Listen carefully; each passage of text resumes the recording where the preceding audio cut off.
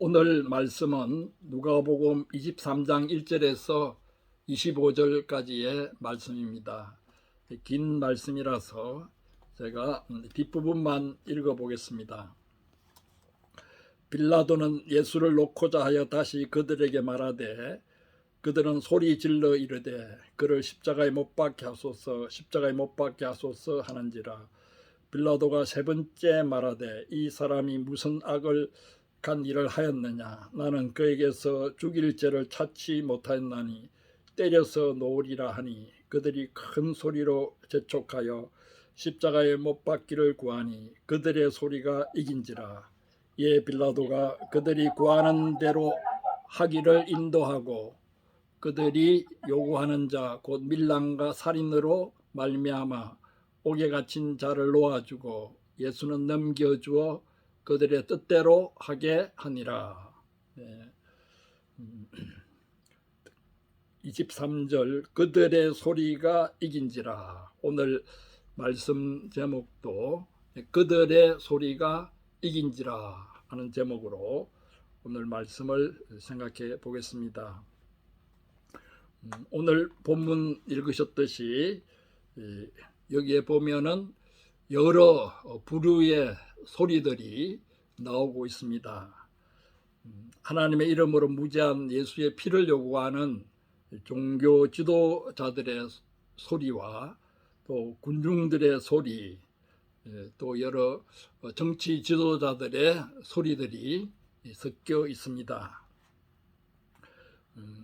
오늘 본문에서 예수님의 음성은 단 한 군데밖에 없습니다. 3절에서 빌라도 총독이 예수님에게 물었습니다. 너가 유대인의 왕이냐? 그러자 예수님께서 대답했습니다.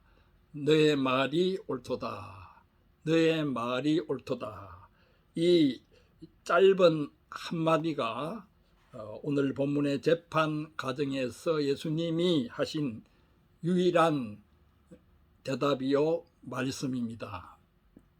그 외에는 빌라도와 헤롯 같은 정치 지도자들, 또 대제사장들과 서기관 같은 종교 지도자들, 그리고 군중들의 소리로 가득합니다. 특히 군중들의 소리는 예루살렘의 성을 뒤흔들고도 남았습니다.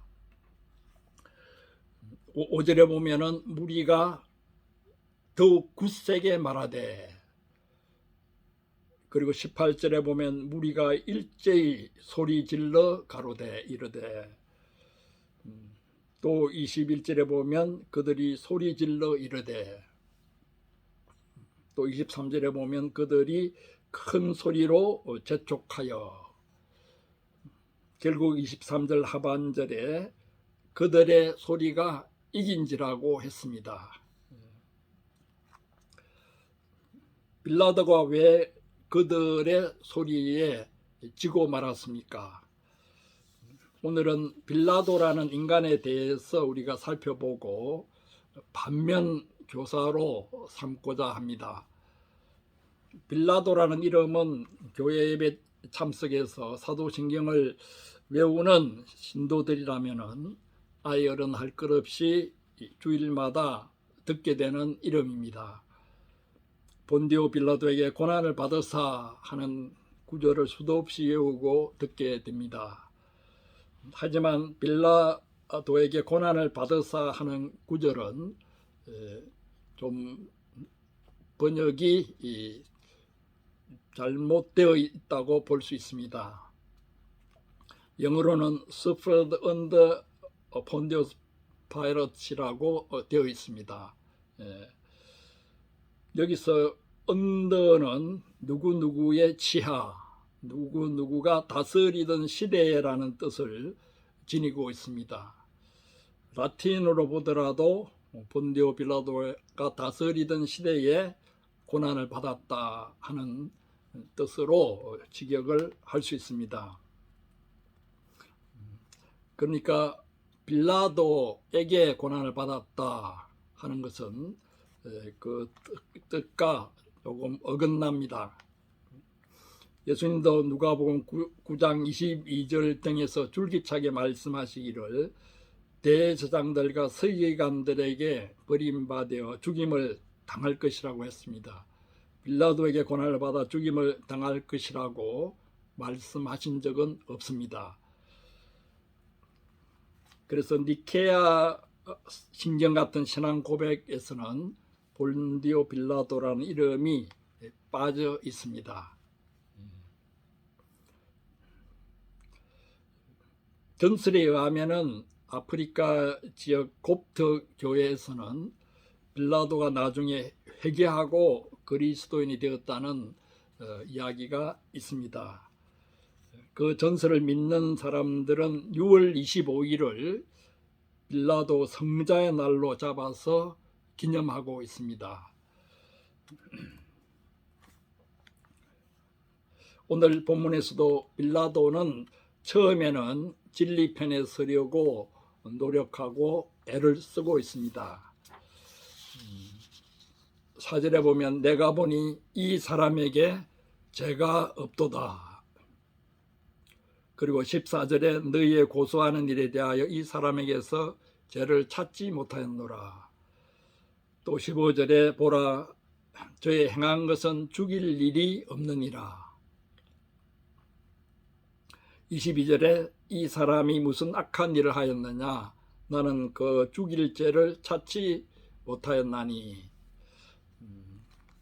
특히 22절에 보면은 빌라도가 세 번째 그렇게 말했다고 합니다. 우리나라 재판으로 말하면은 1심, 2심, 3심에서 줄기차게 무죄를 선고했다는 말입니다. 로마 법으로 훈련된 빌라도가 볼 때는 재판거리도 되지 않는 사안이었습니다. 이와 같이 빌라도는 나름대로 자기 소신을 가지고 예수를 무죄로 풀어주려고 했습니다. 그러나 끝까지 진리편에 서지는 못했습니다. 이 점에서는 빌라도도 변명의 여지가 없습니다. 곱트 교회 전설대로 빌라도가 나중에 정말 회개하였다면 예수를 재판할 때 자신이 끝까지 진리편에 서지 못한 그 점을 특히 회개했을 것입니다. 그럼 빌라도가 끝까지 진리편에 서지 못한 이유가 무엇이겠습니까? 첫째로 빌라도는 군중들이 시위와 폭동을 일으키지 않을까 두려워했습니다. 1절에 보면 무리가 다 일어나 예수를 빌라도에게 끌고 왔다고 합니다. 계속해서 오늘 본문에 무리라는 말이 계속 나오고 있습니다. 이 무리들은 어떤 사람들입니까? 이스라엘 최대의 명절인 유월절을 지키기 위해 전국 각처와 천하 각국에서 몰려온 사람들입니다. 많이 모일 때는 200만 가까이 모이는데 대개는 60만 명이 모인다고 합니다. 참으로 어마어마한 군중입니다. 그런데 로마 군인들의 수는 그리 많지 않습니다. 로마 군의 총사령부는 지금 예루살렘에 있는 것이 아니라 바닷가 가이사라에 있습니다. 예루살렘에는 파견군들이 와 있었는데 안토니오 망대를 중심으로 주둔하고 있었습니다.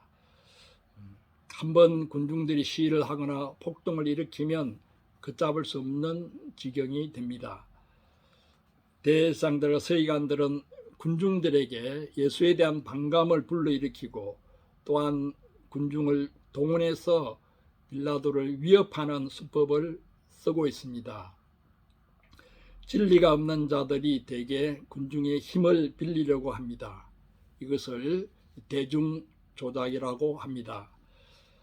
2절과 5절 말씀을 보면 예수를 가만 놔두면 그를 따르는 백성들이 로마에 대해서 반역을 일으킬 것이라고 고소하고 있습니다.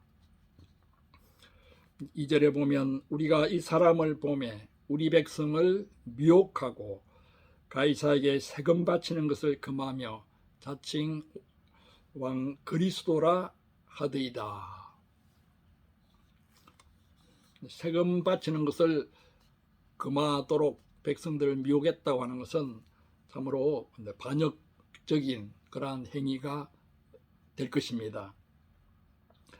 저가 온 유대에서 가르치고 갈릴리에서 시작하여 여기까지 와서 백성을 소동케 하고 있습니다. 5절에서도 그렇게 고소하고 있습니다. 그러나 사실은 백성을 소동케 하고 있는 자들은 대제사장들과 서기관들 자신들입니다. 예수를 자기들이 마음먹은 대로 사형에 처하지 않으면 가만히 있지 않겠다는 식으로 빌라도를 압박하고 있습니다. 식민지를 다스리는 총독으로서는 자신이 다스리는 지역에서 시위나 폭동이 일어나지 않도록 신경을 써야만 합니다. 빌라도는 자기가 진리편에 서지 못할까 두려워하기보다는 군중들의 폭동을 더 두려워했습니다. 둘째로 빌라도는 자기 출세에 연연했습니다. 빌라도가 백성들의 시위와 폭동을 두려워했다는 것은 자기의 출세에 연연했다는 말과 같습니다. 유대 지역에서 일어나는 시위와 폭동에 관한 보고는 곧 유대 총독보다도 서열이 높은 시리아 총독에게 가게 됩니다. 시리아 총독은 그 사실을 로마 황제에게 보고합니다. 그러므로 백성들의 시위와 폭동은 총독의 출세에 큰 영향을 미칩니다.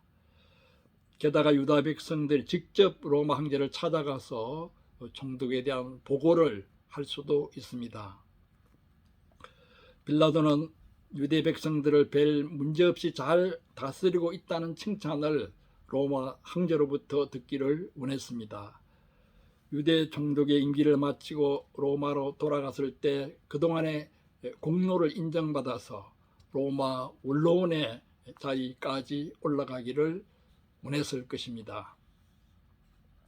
출세 가도를 달리는 사람일수록 더 높은 자리로 오르고 싶은 집착은 더 심한 법입니다. 유대 총독으로 부임할 정도라면 출세 가도를 달리는 사람 중에 탑 클래스에 속합니다. 로마 제국이 다스리는 식민지 중에서 이스라엘, 그 중에서도 유대가 가장 골치 아픈 지역이었습니다. 유일신 하나님을 믿는 신앙 때문에 로마 황제의 얼굴이 그려진 깃발조차 성 안으로 들어가기가 힘들었습니다. 그렇게 고집의 세계로 유명한 이스라엘 지역의 총독으로 임명되는 사람은 로마에서도 유능하다고 평가가 있는 사람입니다.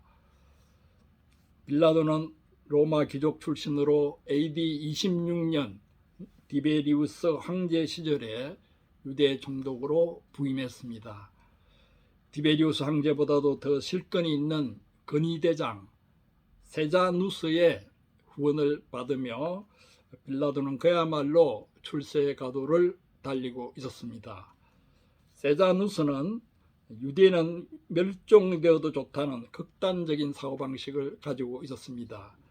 로마 시대의 히틀러라고 할 수 있습니다. 빌라도는 부임 초기에는 세자누스를 믿고 방자하게 행동했습니다. 유대인을 멸시하고 유대인의 여호와 신앙을 모독하는 짓을 하기도 했습니다. 성전의 헌금을 뺏으려고 쳐들어가서 성전 제사를 드리고 있는 갈릴리 사람들을 죽이기도 했습니다. 그 일로 인해서 빌라도와 갈릴리 분봉왕 헤롯이 원수지간이 되었습니다. 그러나 오늘 본문에서는 빌라도가 자기가 감당하기 힘드니까 헤롯에게로 예수 재판을 넘깁니다. 또 헤롯은 자기가 감당하기 힘드니까 또 빌라도에게로 넘깁니다. 그때는 이 시점에서는 예수를 놓고 서로 친구가 되더라 하는 구절이 오늘 본문에 있습니다. 그러나 빌라도의 후원자였던 세자누스도 언제까지나 실권자로 있는 것이 아니었습니다. 역사적인 기록에 의하면 세자누스는 AD 31년에 실각되었습니다. 예수님이 십자가에 처형당하신 해를 AD 30년으로 잡기도 하고 33년으로 잡기도 하는데, 그 어느 해로 잡든지 빌라도는 세자누스의 몰락을 의식하고 있었음이 틀림없습니다. 출세가도를 달리는 사람에게 후원자가 몰락한다는 것은 치명적입니다. 빌라도는 끈떨어진 영 같은 신세가 되고 말았습니다. 이전에는 자기가 좀 실수를 해도 바람막이를 해주는 후원자가 있었는데, 이제는 여간 조심스럽지 않고 불안하기 그지없습니다. 이 시점에 조금만 실수를 해도 총독 자리에서 쫓겨날 것 같고 로마 황제의 소환을 받을 것 같습니다. 빌라도 자신이 출세가도를 계속 달릴 수 있으려면은 아무쪼록 유대 총독으로 있는 동안 유대 지역에서 골치 아픈 문제들이 벌어져서는 안 됩니다. 이 점이 빌라도에게 가장 큰 약점으로 작용했습니다. 이전에 당당하고 무례하기까지 한 모습은 이제 찾아볼 수 없습니다. 유대 백성의 눈치를 보고 유대 지도자들인 대상들과 서기관들의 눈치를 볼 수밖에 없었습니다. 세상 건세와 출세 연연에 있는 사람들은 겉으로 보기에는 위세등등한 것 같으나 속으로는 비굴하기 짝이 없습니다. 이와 같이 출세 연연해 하는 비겁한 빌라도들이 우리 사회와 정치판에 많이 널려 있는 한 한국 미래의 전망은 어두울 수밖에 없습니다. 셋째로 빌라도는 타협을 하려다가 결국 굴복하고 말았습니다. 빌라도는 예수가 죄가 없다는 사실을 확신했습니다. 더군다나 사형에 처한다는 것은 말이 되지 않는다고 생각했습니다. 이런 재판은 로마 황제의 이름을 걸고 하는 신성한 로마 법정의 재판이 아니라 군중의 힘을 빌린 불법적인 인민재판에 불과했습니다. 여기서 빌라도는 자기 확신대로 예수를 무죄 석방했어야만 했습니다. 그러나 예수를 때려서 놓겠노라고 말하고 있습니다. 16절에 보면 그러므로 때려서 놓겠노라. 22절에 또 때려서 놓겠노라. 여기서 때린다는 것은 유대법에 의해서 39번 매로 치는 형벌을 말합니다. 그 체벌을 통해서 유대 백성들의 마음을 일단 달려놓고 예수를 풀어주려고 했습니다. 하지만 예수가 아무 죄가 없다고 확신했으면 때려서도 사실은 안 됩니다. 바라바를 풀어줄까 예수를 풀어줄까 하고 흥정을 했어도 안 됩니다. 이런 타협과 흥정을 하기 시작했다는 것은 이미 자기 확신대로 처리할 자신이 없다는 것을 뜻합니다. 빌라도가 그런 태도를 보이자 군중들은 그 틈을 놓치지 않고 파고들었습니다. 우리가 살아가는 데 있어서 타협해야 할 것이 있고 절대로 타협해서는 안 될 것이 있습니다. 그 분간은 결국 자신의 양심의 그 흐름을 따라서 할 수밖에 없습니다. 그런데 절대로 타협해서는 안 되는 일을 놓고 타협과 흥정을 하기 시작하면 순식간에 무너지고 맙니다. 왜 그렇게 빨리 무너지느냐 하면은 절대로 타협해서는 안 되는 일을 타협하려고 하고 그것을 놓고 흥정하려고 하기 때문입니다. 빌라도는 절대로 타협해서는 안 되는 일을 가지고 타협과 흥정으로 원만하게 해결하려고 하다가 결국 자기가 원치 않는 방향으로 무너지고 말았습니다. 이에 빌라도가 그들의 구하는 대로 하기를 언도하고 그들의 구하는 자 곧 밀랑과 살인을 위하여 옥에 갇힌 자를 놓고 예수를 넘겨주어 그들의 뜻대로 하게 아니라 24절 25절 말씀입니다.